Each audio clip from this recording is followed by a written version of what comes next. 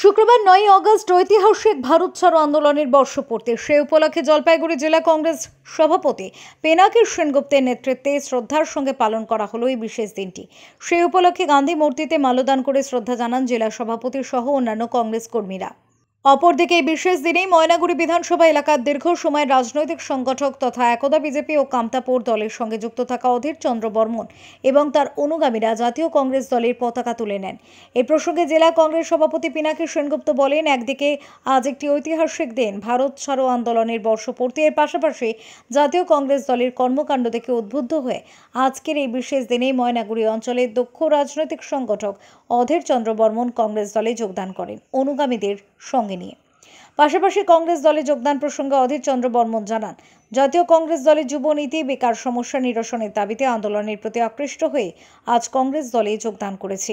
আজকের দিনে যখন আমরা দেখতে পাই যে সেই জায়গায় দাঁড়িয়ে ভারতবর্ষের মধ্যে যখন কে হিন্দু কে মুসলিম এগুলি ত্যাগ করে শুধুমাত্র ভারত ছাড়ো, ইংরেজ তুমি ভারত ছাড়ো করেঙ্গে ইয়া মরেঙ্গে গান্ধীজির ডাকে লাখো হাজারো মানুষ যুক্ত হয়েছিলেন। আর আজকে যারা কেন্দ্রীয় সরকারে আছেন তাদের মদতে দেশের মধ্যে একটা সামাজিক অস্থিরতা সবসময় ধরে চলছে। আমরা ঘৃণা হিংসার বিরুদ্ধে, আমরা একতা ভালোবাসার পক্ষে সেই শপথ আমরা আজকে গ্রহণ করছি।